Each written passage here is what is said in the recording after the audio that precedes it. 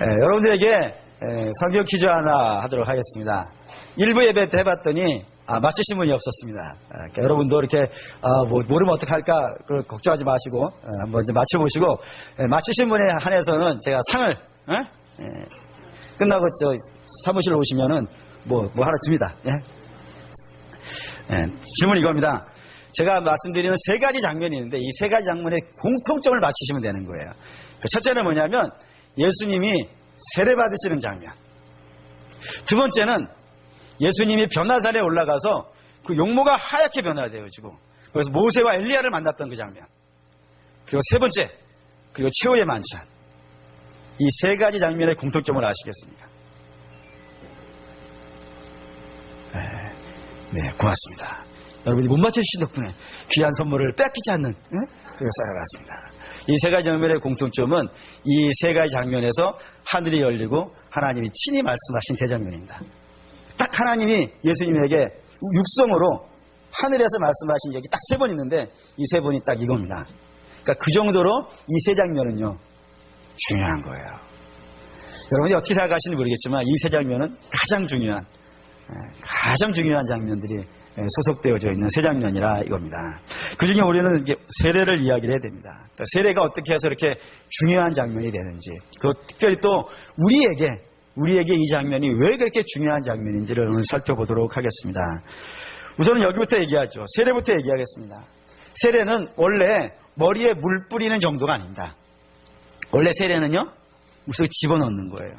단지 그걸 교회에서 예식화하는 과정에서 그냥 머리에 물 뿌리는 정도로 약소화시켰지, 실제로는 정말로, 제 소망 같으면 이 단상 위에다가 정말 침대탕을 만들고 싶어요. 그래서 넣어보고 싶어요, 그냥. 그게 원래 모습이었다 이겁니다. 이게 물속에 집어넣어야 되는 거예요. 왜 물속에 집어넣어야 됐을까요? 그 이유가 있는 겁니다. 왜냐하면 물속에 들어가야 되는 사람이 누구니까요? 죄인이기 때문입니다. 죄인은 그 결과가요, 사망이기 때문에 그래요. 그래서 결국에 죄인은 어디를 못 가는 거예요? 하나님 나라를 못 가요. 못 간단 말입니다. 근데 그 죄인이 그나마 하나님 나라를 꿈꾸려면은 반드시 어떤 일이 벌어지냐면 죄된 자는요 죽어야 되고, 그리고요 새로운 자로 거듭나야만이 하나님 나라에 들어갈 수 있게 되어진다 이겁니다. 요거를 상징화하고 예식화한 것이 세례가 되어진다 이거예요. 그래서 물속에 죄인이 들어가면서 어떻게 되는 거예요? 죽는 거예요. 그리고 죽었던 사람이 이제 물속에서 나오면서요 새로운 존재가 되어져서 하나님 나라로 출발하는 이 이야기를 세례가 담고 있고요. 이렇게 되어져 있다 이겁니다. 근데 이걸 가장 잘 보여준 성경이 구약 성경에 예로 등장하는 것이 두 가지가 있습니다. 그 첫 번째는 뭐냐면 창세기 6장에 있는 노아의 방주가 여기에 해당이 되어집니다.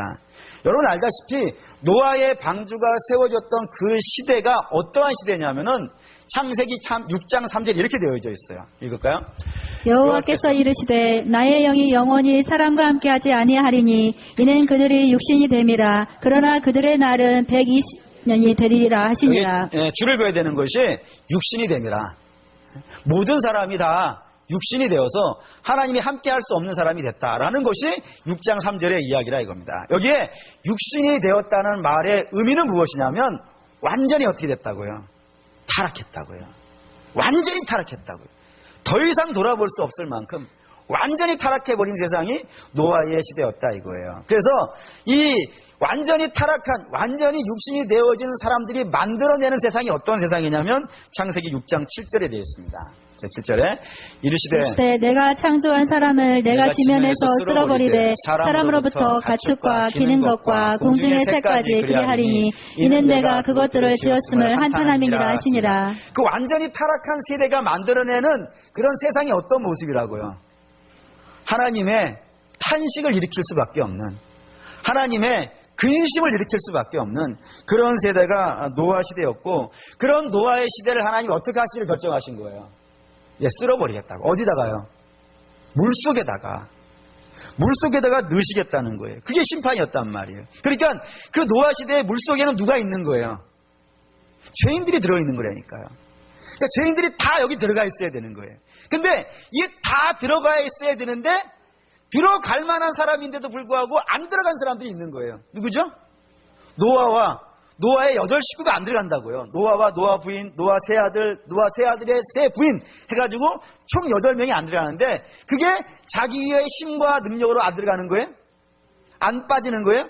아니죠. 뭐에 타고 있기 때문이에요. 뭐에 타고 있는 거예요? 방주에 타고 있어요. 방주에 타고 있기 때문에 그러니까 노아가 만든 거예요. 노아가 만든 배 안에 타고 있었기 때문에 물속에 안 들어갔다고요. 이거 하나만 먼저 좀 기억해 놓으시고요.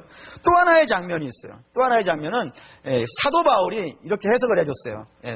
고린도전서 10장 2절 있습니다. 모세에게 속하여 다 구름과 바다에서 세례를 받고. 그러니까 지금 바다에서 이게 지금 뭐냐면 모세가 이스라엘 백성들을 데리고 홍해 바다를 건너는 걸 뭐라고 했다고요? 세례라 그런 거예요.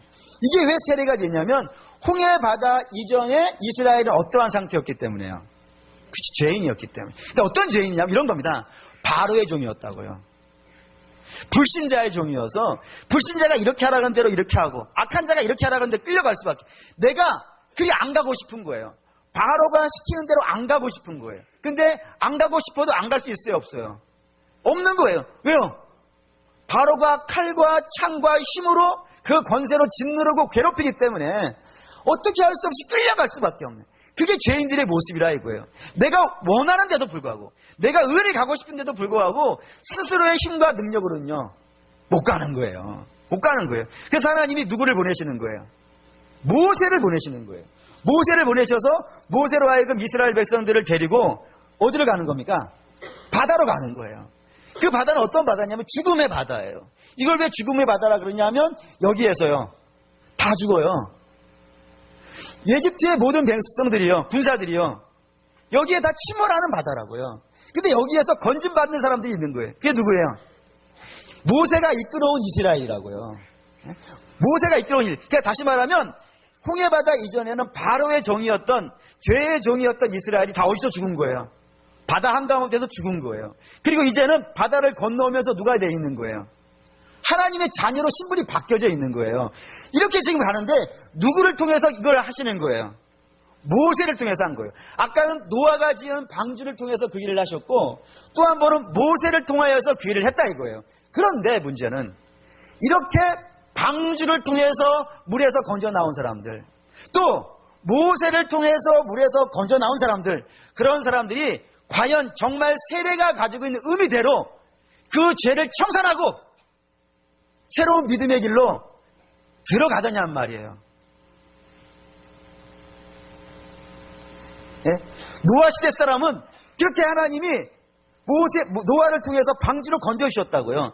근데 그 방주로 건너온 사람들이 그 세례가 가지고 있는 이미지 그대로 죄는 이제 끊어버리고 이제 온전한 하나님의 백성으로 그렇게 살아가더냐고요.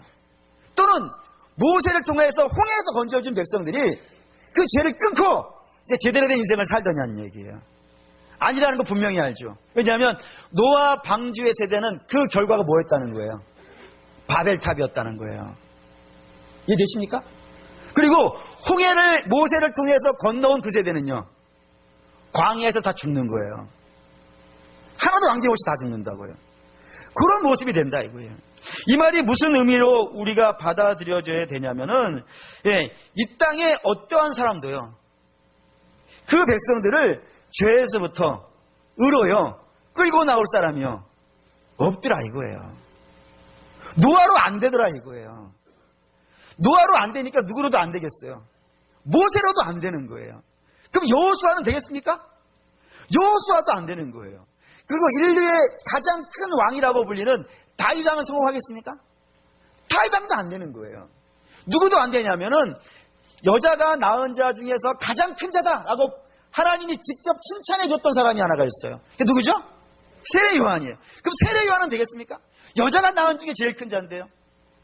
안 되더라 이거예요. 그걸 세례 요한이 자기가 스스로 고백을 해요. 마태복음 3장 11절에 있습니다. 나는 너희로 회개하게 하기 위하여 물로 세례를 베풀거니와 내 뒤에 오시는 이는 나보다 능력이 많으시니 나는 그의 신을 들기도 감당하지 못하겠노라. 내가 너희에게 해줄 수 있는 것은 너희가 죄인이다 이것만 얘기해 줄 수 있다 이거예요. 너희를 그 생명으로 불러내는 것, 불과 성령으로 생명으로 불러내는 일은 나는 감당하지 못한다. 나는 그거 못한다. 그게 세례 요한이 여자가 낳은 자 중에서 제일 큰 자라고 말했던 세례 요한도 그렇게 얘기한다고요. 그러면 여자가 낳은 자 중에 제일 큰 자라고 불리는 세례 요한도 못하는 일이라면 누가 할 수 있겠습니까? 인류의 위대한 스승이 할 수 있겠습니까? 뭐 흔히 말하는 4대 성인인들 할 수 있겠습니까?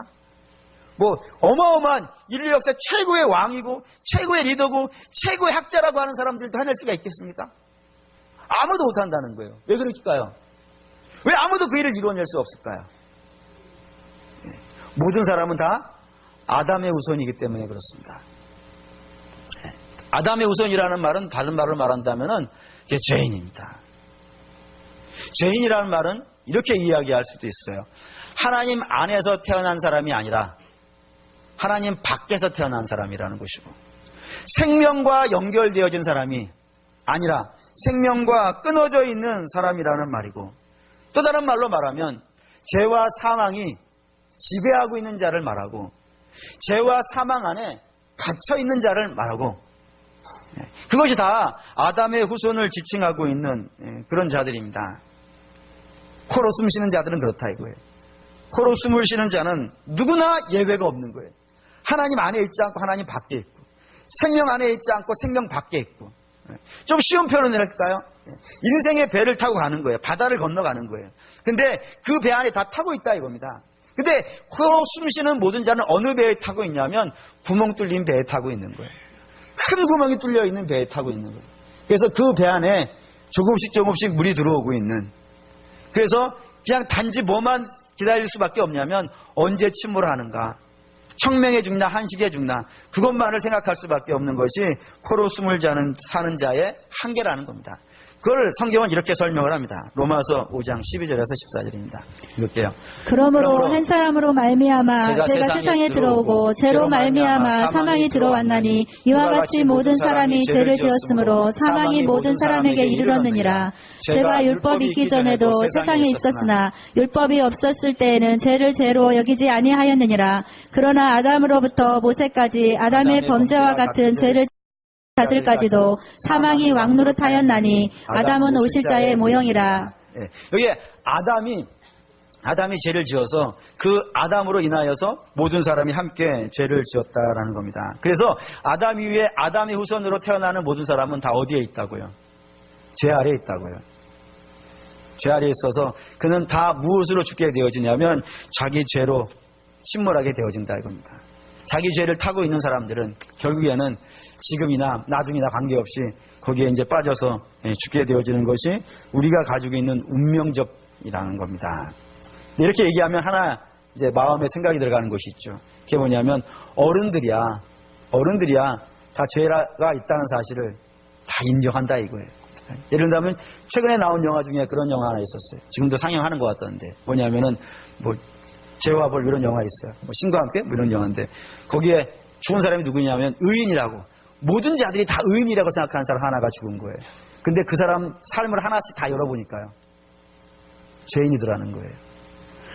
모든 사람이 의인이라고 말하는 사람이라니까요. 그런 사람도 하나씩 그의 인생 전부를 태어날 때부터 쫙 펼쳐놓으니까 내가 죄가 없다라고 말할 사람이요, 한 명도 없더라는 거예요. 하물며 우리는 마침 뭐 말해 보여야겠습니까? 그것이 우리니까 어른이 죄가 있어 죽는다는 건 이해가 되는데 그 엄마 뱃속에 있는 아기는요, 왜 죽는 거예요? 그럼 뭘 한 게 없잖아요. 아직 태어나야 뭐 살아봐야 뭔가를 죄를 짓든지 선을 행하든지 할 텐데 뭐 살아본 적이 없지 않습니까? 그럼에도 죽는다 이거예요. 왜 그럴까요? 성경이 왜 그렇다 그러는 거예요? 그는 죄라는 배를 타고 있다는 거예요. 죄의 권세 아래 있다고요. 이걸 벗어날 수가 없는 거예요. 그러니까 내가 뭐를 해서가 아니에요. 그가 이미 하나님 밖에 있는 거예요. 밖에 있기 때문에 결국에는 그의 운명은 지금 빠지나 나중에 빠지나 마찬가지로 침몰할 수밖에 없는 그런 인생이 되어진다는 겁니다. 목사님, 그래도 누가 합니까? 태어나서 그가 선을 행할지 약을 행할지 최소한 뭐 좀 해봐야 뭐 알 수 있는 건 아니겠습니까? 라고 이렇게 말씀하시는 분도 있을지 모르겠습니다. 물론 그렇게 말씀하시는 분들의 마음을 충분히 이해를 합니다. 여러분, 이게 성경이 우리에게 분명히 얘기해 주는 것은 그렇지 않습니다. 읽어볼까요? 마태복음 7장 16절에서 20절입니다. 볼게요.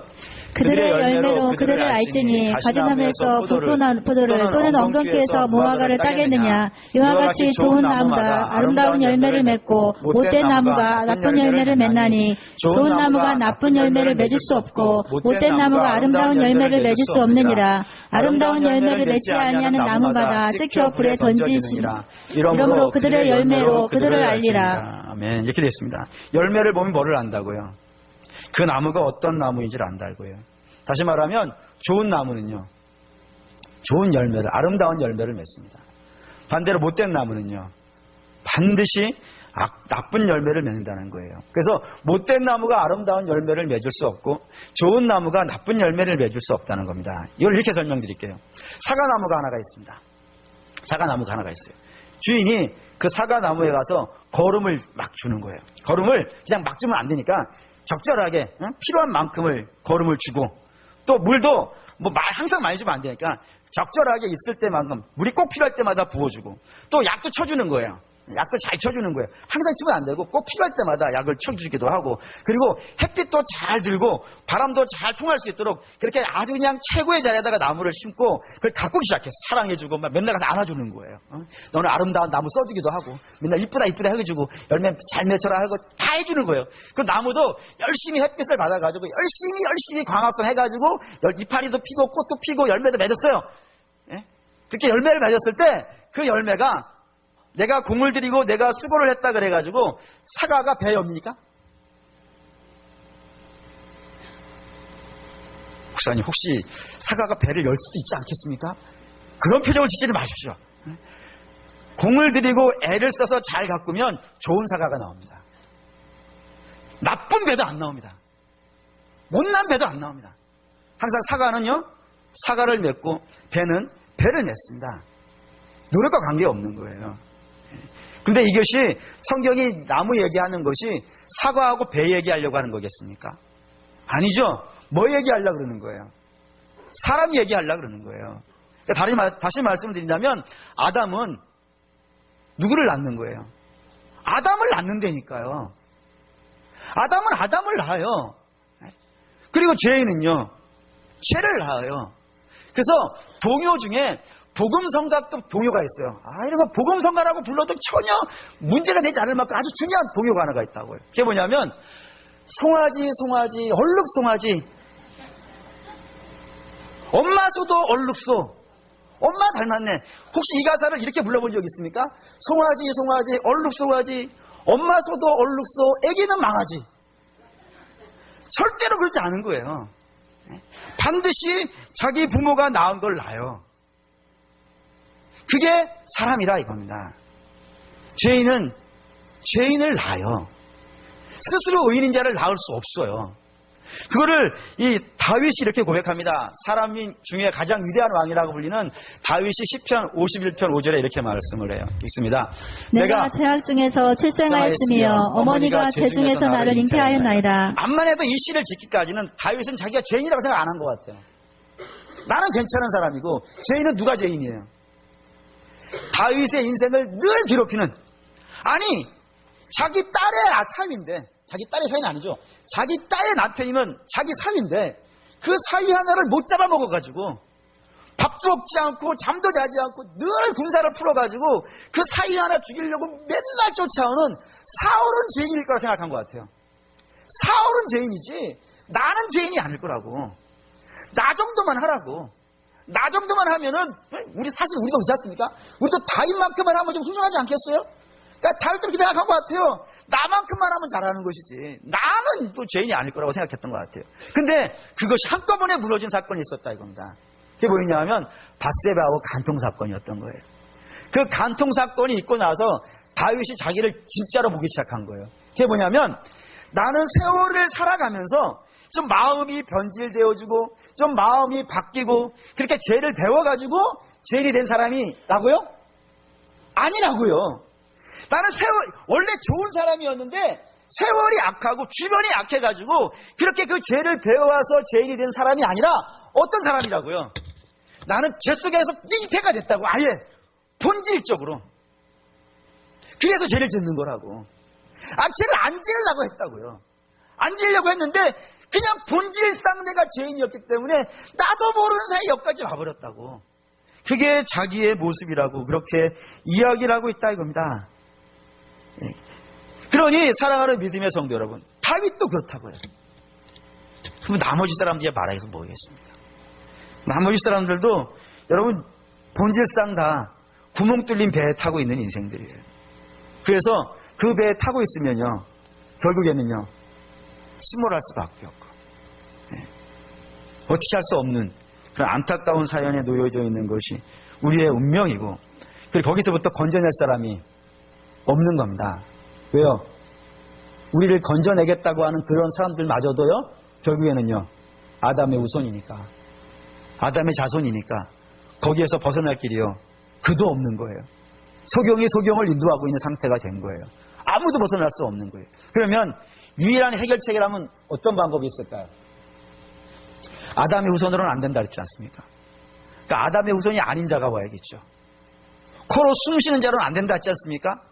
코로 숨 쉬는 그 생명의 기운이 코에 있는 자라면 안 되는 건 아니겠어요? 그럼 누가 돼야 되는 거예요? 하나님이 돼야 되는 거예요. 하나님만이. 하나님은 아담의 후손이 아니시잖아요. 아담을 지으신 분일 수는 있지만, 아담을 지으신 분이지 아담의 후손은 아니고, 하나님은 코로 숨 쉬는 분이 아니지 않습니까? 그러니 그분만이 우리의 이 그냥 운명적으로 침몰할 수밖에 없는 그런 인생을 건져낼 수 있는 유일한 분이라 이겁니다. 그래서 그분이 들어오시는 거예요. 어디로 들어와야 되는 거예요? 이렇게 얘기할까요? 노아는 방주를 어디다 짓는 겁니까? 하늘에다 지을까요? 땅에다 지을까요? 땅에다 지어야 돼요. 왜 땅에다 지어야 돼요? 거기에 타야 되는 사람이 그 땅에 있으니까 그렇습니다. 그러면 모세는 이스라엘을 구하려면 어디로 가야 되는 거예요? 네, 애굽으로 가야 되는 거예요. 애굽 밖에서 나오라 그런다고요. 나오지 않아요. 애굽으로 가야 되는 거예요. 그것처럼 예수님은 어디로 들어와야 되는 거예요? 하나님이신 예수님은 어디로 들어와야 되는 거예요? 죄인이 있는 곳으로 들어오시는 거예요. 죄와 사망 속으로 들어오시는 거라 이겁니다. 근데 그 죄와 사망이 있는 곳이 어디라고요? 물속이라 그랬지 않습니까? 물속이라고. 그 물속에 모든 사람이 죽는 곳, 죄인들이 들어가 죽는 곳, 그곳이 물속이니까 그 물속으로, 죄 속으로, 사망 속으로 들어오셔가지고 뭐 하시냐면 그 속에 갇혀있는, 죄와 사망에 갇혀있는 백성들을, 구멍 뚫린 배에 타고 있는 백성들을 어디로 옮기셔야 되는 거예요? 당신 안으로 옮기셔야 되는 거예요. 그 배로는 안 되니까, 인생이라고 하는 배로는 안 되니까, 아담의 후손이라고 하는 그 배로는 안 되니까 그 배에 타고 있는 백성들을 전부 자기에게로 옮기신다 이거예요. 옮기시면 어떤 일이 벌어지냐면 우리는 어디로 옮겨져 있는 거예요? 구멍 뚫린 배에서요, 안전한 배로 이렇게 옮겨져 있는 거예요. 우리가 배표를 사서가 아니고 우리 주님이 물속으로 들어오셔가지고 그 물속에서 죽어가고 있는 백성들을 당신의 안으로요 집어넣으신다니까요. 집어넣으면 어떻게 되냐면은 이제 우리가 침몰하려면 뭐부터 침몰해야 돼요?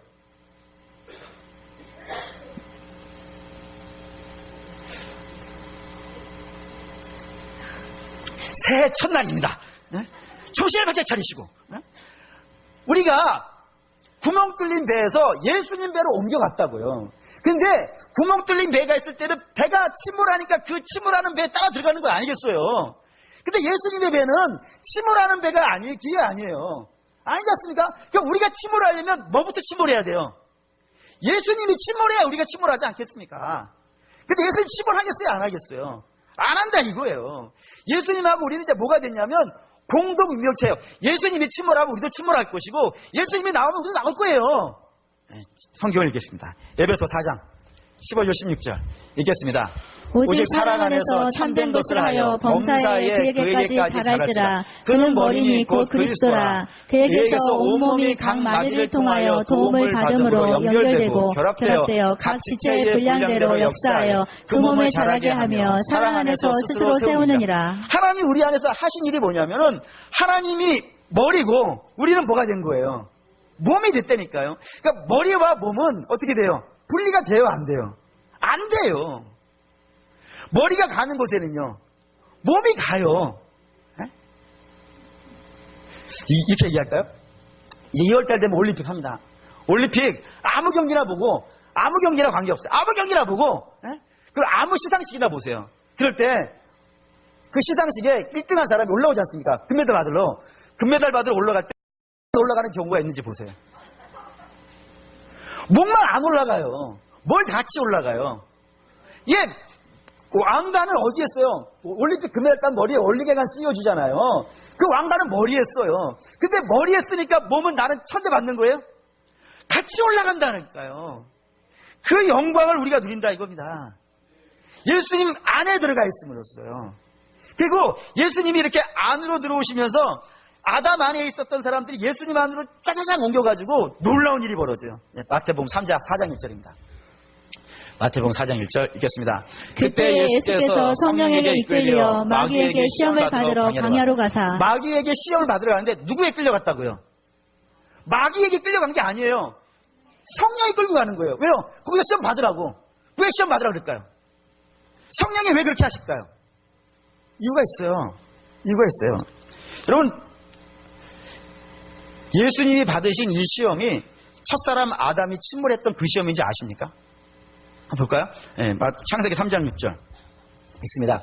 여자가 그 나무를 본즉 먹음직도 하고 보암직도 하고 지혜롭게 할 만큼 탐스럽기도 한 나무인지라. 여자가 그 열매를 따먹고 자기와 함께 있는 남편에게도 주매 그도 먹은지라. 첫사람 아담과 하와가 범죄하는 장면이에요. 그래서 여기에서 침몰해가지고 죄와 사망이 우리에게 다 들어온 거예요. 왜 우리에게 다 들어오냐면 아담과 하와 안에 누가 있으니까요. 우리가 있다니까요.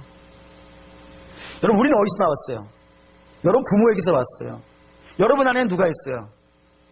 다음 세대가 있어요. 항상 그렇게 되어 있다고요. 그러니까 아담과 하와가 범죄한 자리에 우리도 그 안에 같이 있었기 때문에 아담이 하나님을 떠날 때요, 우리도 같이 떠난다니까요. 아담이 침몰할 때요, 우리도 같이 침몰했고, 아담에게 사망과 죄가 그를 침범할 때 우리도 그 같이 그 영향력 아래 다 함께 들어갔단 말이에요. 그게 먹음직, 보암직, 그리고 이생을 자랑해 할 만큼 영광스러운 모습이라 이거예요. 그 시험을 예수님이 다 받으시는 거예요. 보시죠. 네, 마태복음 4장 4절 읽겠습니다. 예수께서 대답하여 이르시되 기록되었으되 사람이 떡으로만 살 것이 아니요 하나님의 입으로부터 나오는 모든 말씀으로 살 것이라 하였느니라 하시니. 먹는 시험이에요. 먹는 시험, 먹음직한 시험이에요. 네. 다음에 마태복음 4장 6절 읽습니다. 이르되 내가 만일 하나님의 아들이거든 뛰어내리라. 기록되었으되 그가 너를 위하여 그의 사자들을 명하시리니 그들이 손으로 너를 받들어 발이 돌에 부딪히지 않게 하리로다 하였느니라. 네, 성경에서 뛰어내리라고. 그래서 발이 땅에 닿지 않는 걸 보여주라고. 그럼 모두가 믿지 않겠느냐고. 부함직한 시험이에요. 그러니까 보는 시험이에요. 부함직한 시험을 예수님도 당해요. 그 다음에 세 번째는 마태복음 4장 8절에서 9절입니다. 읽을게요. 마귀가 또 그를 데리고 지극히 높은 산으로 가서 천하 만국과 그 영광을 보여 이르되 만일 내게 엎드려 경배하며 이 모든 것을 내게 주리라. 세상을 영광스럽게 할 만한 모든 것들을, 천하의 모든 권세들을 다 주겠다고요. 이게 자랑할 만한 것이에요. 자랑할 만한 권세를 주겠다고 약속하는 거예요. 그게 아담이 받았던 시험이에요. 아담은 이 시험에서 탈락을 하는 거예요.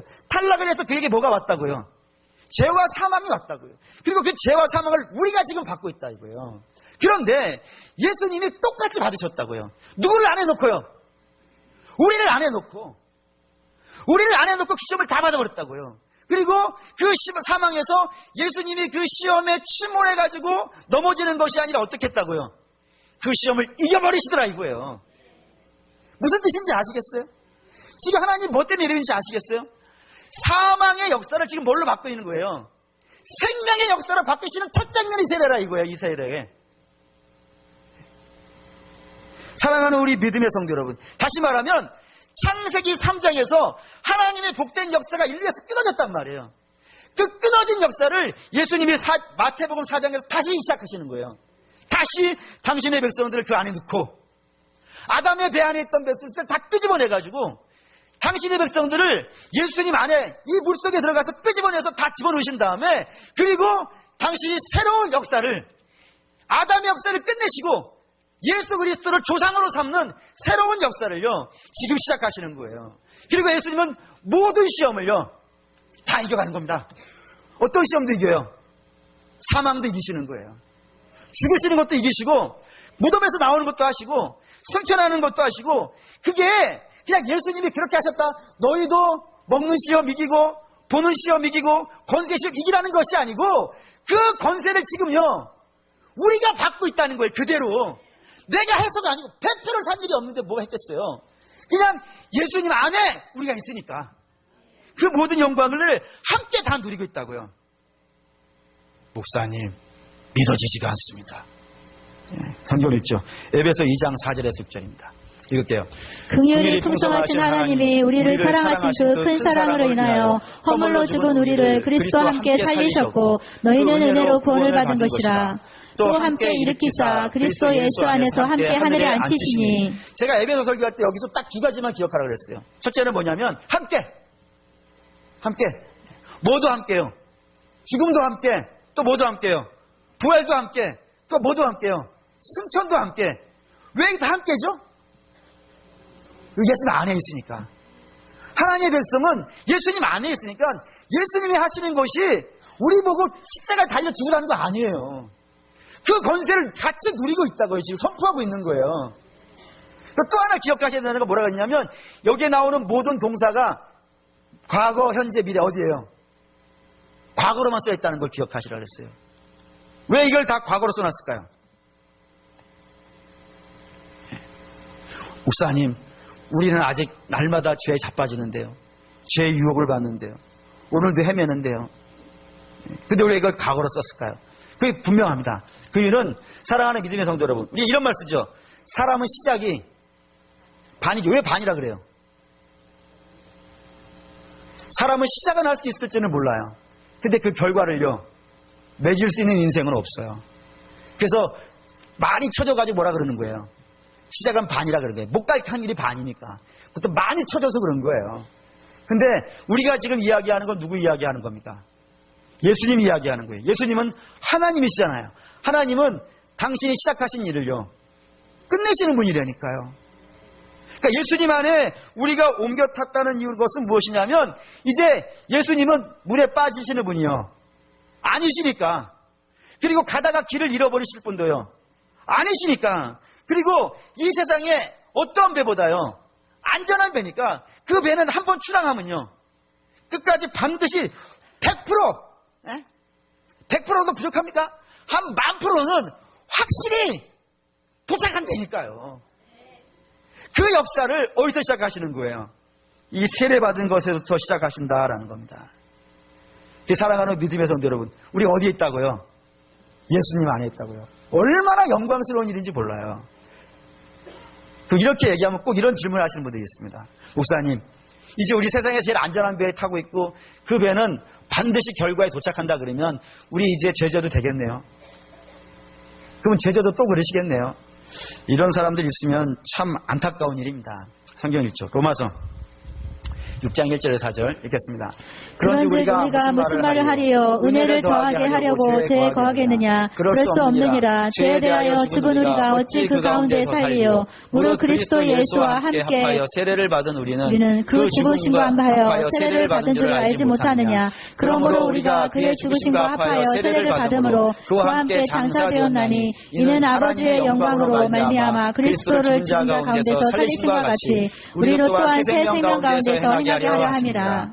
예, 여기도 다 함께가 나오지 않습니까? 예수 안에 있는 사람은 다시 죄로 가면 안 돼요. 그거는 예수 안에 있는 백성이 다시 죄로 간다는 것은 그건 사랑에 대한 모독이라 그래요. 이걸 이렇게 설명할까요? 부모님이 자식을 사랑하지 않습니까? 할렐루야. 사랑하지 않습니까? 사랑하는데 그 자식이 못난 짓을 골라 하는 거예요. 그럼 못난 짓 골라 하니까 밥을 안 줄까요? 너 못난 짓 하니까 이번 학기는 등록금 네가 벌어대라. 물론 제가 몇 번 그렇게 얘기한 적은 있긴 하지만 그때 안 준 적은 없어요. 꼭 줬어요. 그렇지 않습니까? 그때 자식이 엄마가 내가 못난 짓을 해도 밥도 주고 학비도 주니까 나 계속 못난 짓 하자. 이런 자식이 있다면요 어떻게 해야 되는 거야? 주변의 사람들이 그런 자식을 뭐라 그러겠어요? 한심한 놈. 지 부모가 지를 위해서 얼마나 애쓰는지 그것도 알지 못하는 한심한 놈. 이렇게 부르지 않겠습니까? 육신의 부모와 자식 사이는 그렇게 이야기할 줄 알면서 어떻게 이제 하나님의 자녀가 된 우리가 다시 죄를 진다고 말할 수가 있겠어요? 어떻게 다시 죄를 져도 되겠네 이렇게 얘기할 수 있겠어요? 있을 수가 없는 일 아니겠습니까?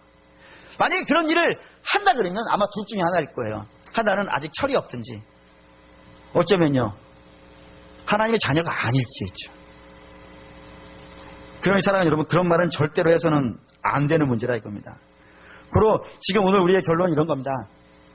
예수님께서 세례 받으시는 이유는 우리와 같이 되시기 위해서입니다. 우리가 같이 되시기 위해서.